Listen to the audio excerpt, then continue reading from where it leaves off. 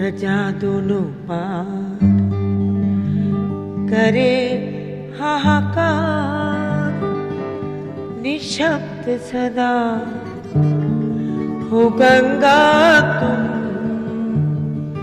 गंगा बहती हो क्यों।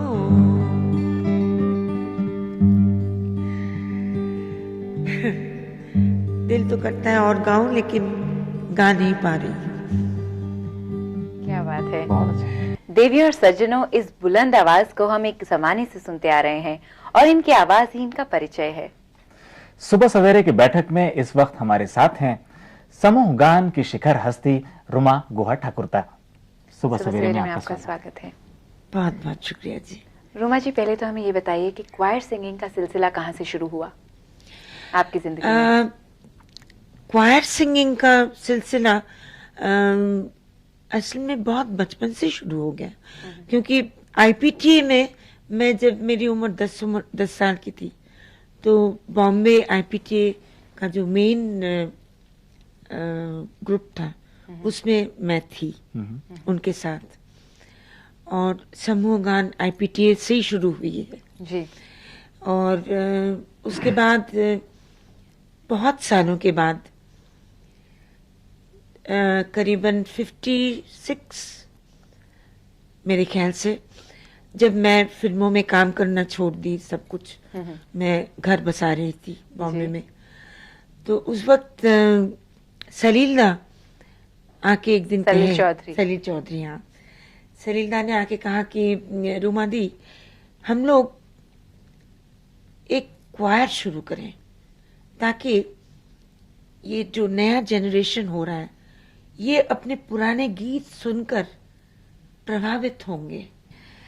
और बॉम्बे यूथ क्वायर से ही समूह गीत का, जो अभी जिसको क्वायर कहा जाता है, उसका शुरुआत हुआ। अच्छा। क्या शैलेंद्र आपके लिए गीत भी लिखा करते थे?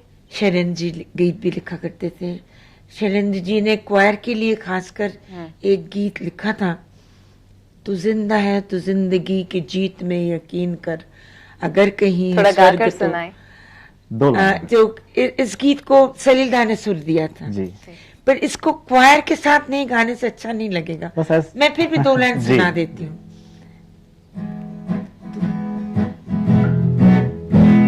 तू जिंदा है तो जिंदगी ये जीत में यकीन कर, अगर कहीं है स्वर्ग तो उतार ला जमीन पर। तू जिंदा है तो जिंदगी ये जीत में यकीन कर, अगर कहीं है स्वर्ग तो उतार ला जमीन पर। और उसको कोरस में सुनने में बहुत ही अच्छा लगता है। रुमा जी, दुनिया के किस गायक ने सबसे ज्यादा प्रभावित किया है क्वायर सिंगिंग को, या संगीतकार? ये तो दुनिया में बोलना बड़ा मुश्किल है, क्योंकि देखिए क्वायर सिंगिंग जिसको बोलते हैं विदेश में एक दूसरे स्टाइल में होती है, जिसको मेनली चर्च सिंगिंग कहते हैं, या जो भी कहे आप, स्पिरिचुअल सॉन्ग्स होते हैं उसके उस लिहाज से। और क्वायर्स के क्लासिकल क्वायर भी बहुत तैयार किए थे, बेथोवन, मोजार्ट, सब लोगों ने, तो उसका एक दूसरा स्टाइल था। लेकिन हमारे यहाँ पर अगर आप कहें तो हमारे वैदिक स्तोत्र जो गाए जाते थे वो भी लेकिन क्वायर के स्टाइल से ही गाए जाते थे। जी बिल्कुल। वो मंत्र जो पढ़े जाते थे वो कोई बेस में करते थे, कोई हाइज में करते थे, कोई मेलोडी में करते थे। तो वो भी जैसे कि हमारा तानपुरा, तानपुरा ट्यूनिंग ही बिल्कुल है क्वायर की लिहाज से। तो कौन पहले शुरू किए हैं, भारतवर्ष में पहले शुरू हुआ या विदेश में, ये बोलना बड़ा मुश्किल है जी। तो क्वायर सिंगिंग इज समथिंग हमारे यहाँ पर भारतवर्ष में, मैं तो बोलूंगी कि इसके फादर हैं सलील चौधरी जी। सलीलदा ने शुरुआत किया है यहाँ पर।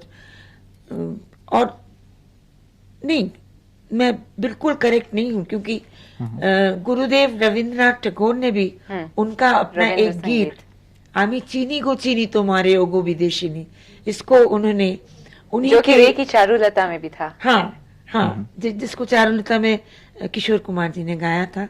आप एक लंबे अरसे से मुंबई फिल्म इंडस्ट्री से भी जुड़ी रही, तो आपने कभी फिल्मों में क्यों नहीं गाया?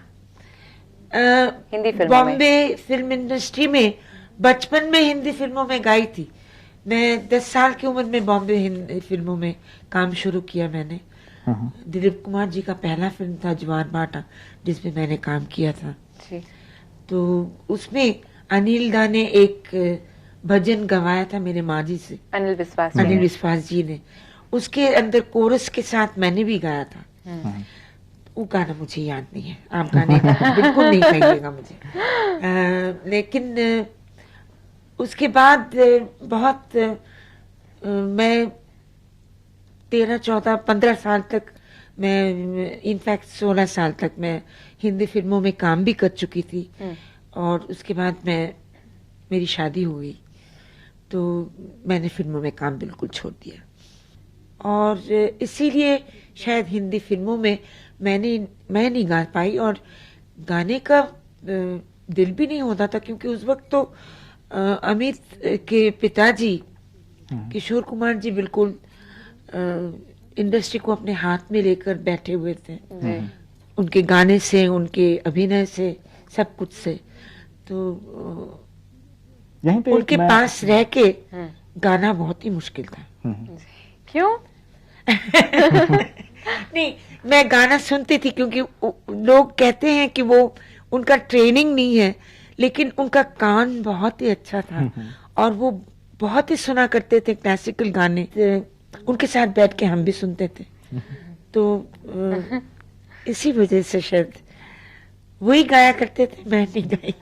यहाँ पे एक मैं पर्सनल सवाल आपसे पूछना हाँ, चाहता हूँ। क्या आपको लगता है कि आपके पुत्र अमित कुमार किशोर बाबू की विरासत को संभालने में कामयाब हैं? देखिए, कामयाब है या नहीं ये बोलना बड़ा मुश्किल है। एक उस तरीके के बाप के बेटे को उसी के जगह लेना बड़ा मुश्किल होता है।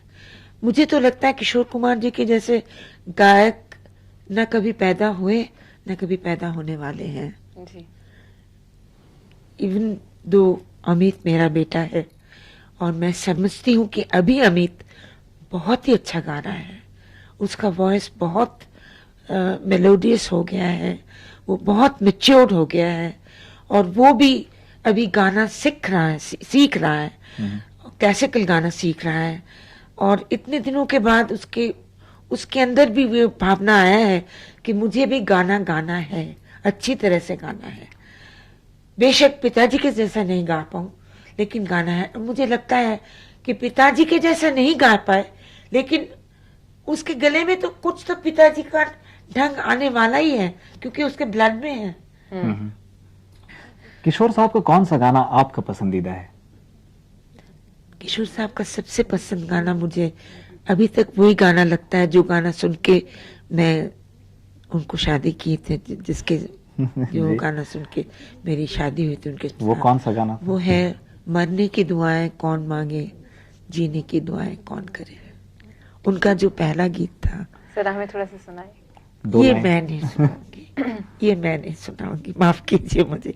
मैं वो सुना देती हूँ, बल्कि जो कि मैंने पहले उनके साथ प्लेबैक में किया था। जी जरूर। उन्होंने एक पिक्चर बनाई थी बंगला में, लुको चुरी, जो कि सुपर हिट है। अभी भी जब भी रिलीज होती है कलकत्ते में, तो बिल्कुल हाउसफुल कॉन्स्टेंटली। तो उसमें दो गाने थे, एक रविंद्र संगीत डुएट और एक आधुनिक डुएट। तो वो डुएट गाना मेरा फर्स्ट प्लेबैक था। जी। मैं उनके साथ प्लेबैक किए थे मैंने। उसके 2 लाइन में सुना देती हूँ। जी। এই তো হেতা কুঞ্জ ছায়া স্বপ্ন মধুর মুহে, এই জীবনে যে কটি দিন পাবো, তোমায় আমায় হেসে খেলে কাটিয়ে যাব দোহে, স্বপ্ন মধুর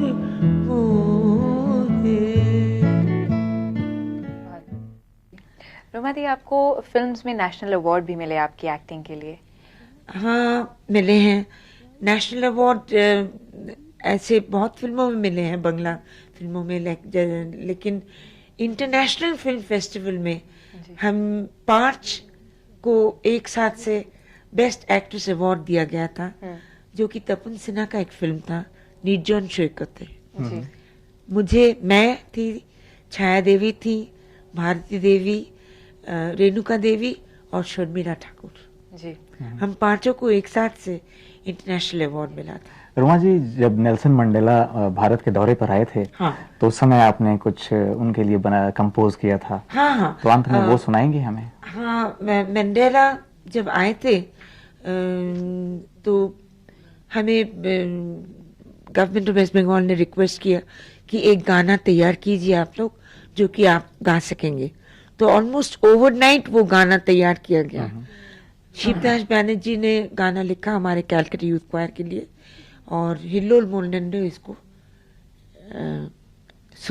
स्वरबद्ध किया। स्वागत मंडेला, स्वागत मंडेला, स्वागत मंडेला, स्वागत मंडेला।